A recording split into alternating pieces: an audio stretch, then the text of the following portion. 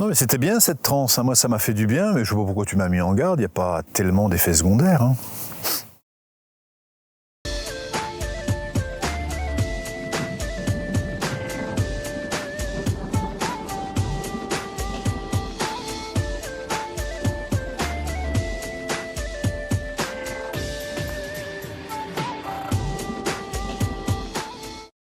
Bonjour, toujours heureux de vous retrouver aux Chroniques du Moulin, 5e saison, toujours sans se prendre au sérieux, mais pour autant d'évoquer. D'ailleurs, c'est drôle parce que des fois on me dit oh non quand même, tu crois que tu peux faire ça, ou je me dis des fois moi-même, tu crois que je peux faire ça quand même, les gens vont comprendre que c'est de l'humour. Mais je crois qu'il n'y a pas d'enseignement spirituel si on n'a pas d'humour. C'est bien de.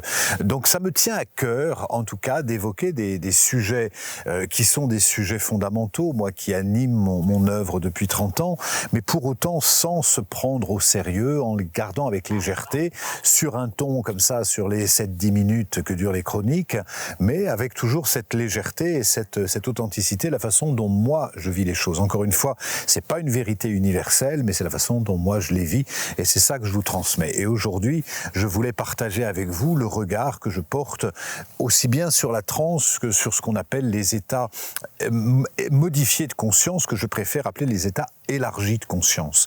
Les deux sont liés puisque quand on pratique une transe, souvent c'est pour rentrer dans un état élargi de conscience. Alors, pour remettre les choses dans le contexte, la transe, ça fait partie des outils du chamanisme dans toutes les traditions, que ce soit dans les traditions africaines où on va vraiment rentrer en transe par le son du djembé, ou que ce soit dans les traditions mongoles. Là, on parle pas de transe vraiment, mais c'est une façon, quand les chamans appellent ce qu'on appelle leurs ongots, c'est-à-dire leurs esprits tutélaires, ils vont, avec l'aide du tambour, rentrer dans une forme d'état élargi de conscience pour permettre à leurs ancêtres, à leurs ongots, de les incorporer et donc de pouvoir enseigner. Donc ça, ce sont, on va dire, c'est des pratiques qui sont réservées aux chamans, mais aujourd'hui, il y a de plus en plus cet accès à la transe est de plus en plus élargi par les réactivations de Kundalini, par d'autres pratiques qui sont qui rentrent dans dans le spectre de la transe. Et quand on utilise la transe, c'est une voie, c'est une porte d'accès. C'est pas une fin en soi d'être en transe, c'est vraiment une porte d'accès pour aller pour accéder à un état élargi de conscience. Et ce qui est important, j'essaie de dire ça avec les mots les plus simples sur quelque chose assez complexe, mais finalement accessible. La base de ça, et c'est vraiment le fondement de tout le chamanisme, c'est où est localisée la conscience. Et depuis la nuit des temps, ou plutôt dans notre temps moderne, on nous indique que la conscience est une émanation du cerveau. C'est une faculté du cerveau qui donne la conscience. Et donc, logiquement, quand le cerveau meurt, il n'y a plus de conscience.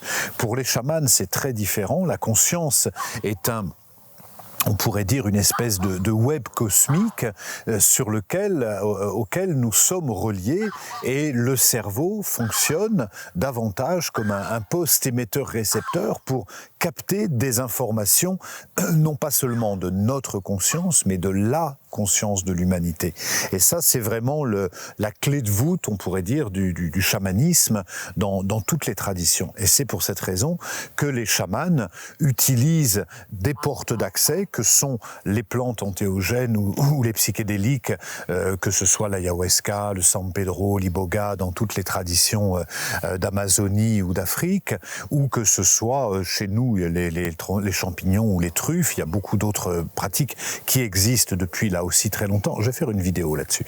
Et aussi la transe qui là ne passe pas par des substances, qui va passer par le son du tambour essentiellement, que ce soit le djembé pour l'Afrique ou le tambour chamanique qui est battu à un rythme très particulier qui met le cerveau dans un état d'hypnose, d'ouverture, de disponibilité.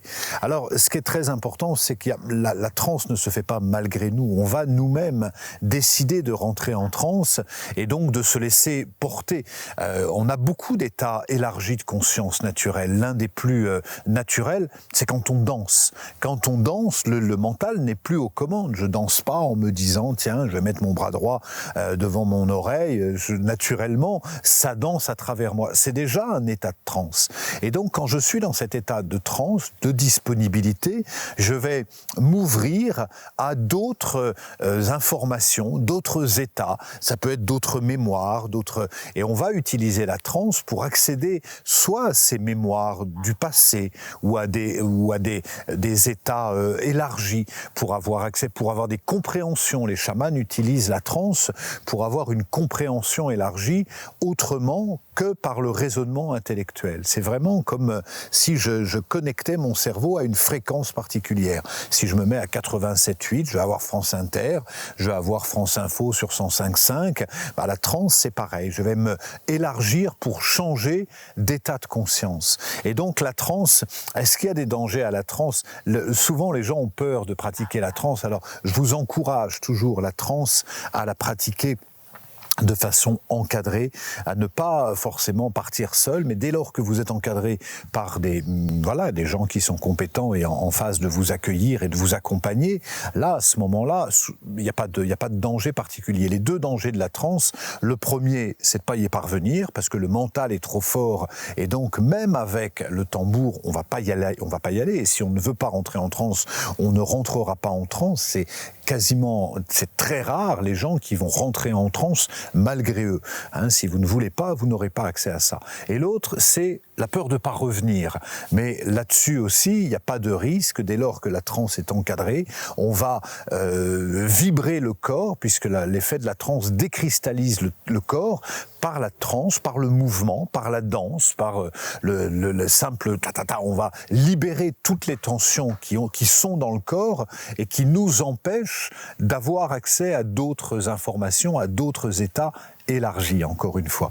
Donc la transe nous permet de décristalliser. C'est pour ça que la transe passe par le mouvement, que ce soit la danse ou que ce soit le tambour. On va complètement se laisser aller. En permanence, en fait, on est sous contrôle. Toujours, on se dit, il faut faire ça, il faut se tenir bien, il faut se tenir droit. Quand on rentre en transe, on libère.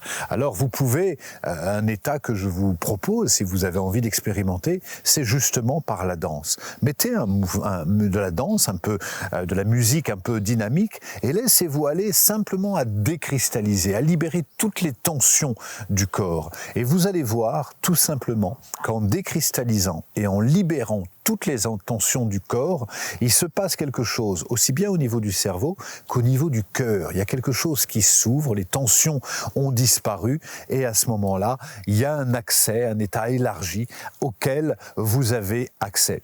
Vous voyez, c'est magnifique, le corps humain, l'esprit humain, le cœur humain sont des ressources infinies dont souvent on n'utilise qu'une infime partie, et c'est pour ça que depuis la nuit des temps, les chamans s'intéressent à toutes ces ressources qui sont bien plus larges que ce qu'on connaît, que ce qu'on croit et que ce qu'on a expérimenté.